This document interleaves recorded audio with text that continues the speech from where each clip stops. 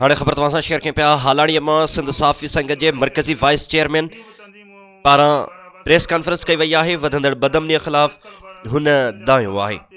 Saqib Ali Sial ji report मूजिब सिंध साफ़ी संगत सिंध जे मरकज़ी wise chairman बचल हिंगोरो, ग़ुलाम मुस्तफ़ा मुग़ल, अब्दुर्रज़ाक लाशारी ऐं ॿियनि प्रेस क्लब हालाणी में थियल चोरी, सहाफ़ी सच्चानंद बजाज ऐं ग़ुलाम मुस्तफ़ा मुग़ल जे दुकान में चोरी, सहाफ़ी निसार अंसारी जे घरां मेह चोरी ऐं अली शेर सुमर जे भाउ खां फुरथियल मोटरसाइकिल, रोक रक़म ऐं ॿियो सामान वापसि न थियण ख़िलाफ़ प्रेस क्लब हालाणी पहुची प्रेस कॉन्फ्रेंस कई आहे। संदन चवणु आहे त प्रेस क्लब हालाणी जे साफ़ियुनि खे सियासी बुनियादनि ते टारगेट करे चोरियूं पूरियूं करायूं पियूं वञनि, जंहिं ते असीं ख़ामोश न विहंदासीं।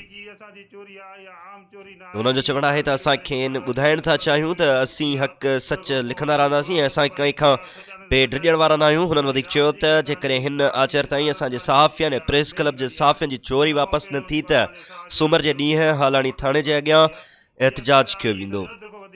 SSP ऑफिस नौशर फिरोज़ आॾो घिराव कयो वेंदो ऐं जेकॾहिं असांजी चोरी वापसि न थी त DIG ऑफिस आॾो बि धरणो हणंदासीं। साहिबनि खे छाजे करे टारगेट थो बनायो वञे। हिते असांजा जेके साहिब हमेशह हक़ सच लिखियो आहे ऐं सच लिखंदा रहंदा। हीअ जेके हिन जा जेके हरबार जेके कूड़ा हरबार जेके असांखे डिॼाइणु चाहिनि था चोरी करण बारे मुख़्तलिफ़ केसनि लाइ, असां हिननि खां डिॼण वारा न आहियूं। सो असां SSP IG सिंध खे ॿुधाइण था चाहियूं त आचर ताईं जेकॾहिं असांजे जेके सभिनी जी चोरी थियल सामान उहो वापसि न थींदो, इंशाअल्लाह सूमर जे ॾींहुं असां जेको आहे हालाणी थाणे आॾो जेको पहिरें मरहले में जेको एहतजाज तहरीक शुरू कंदासीं।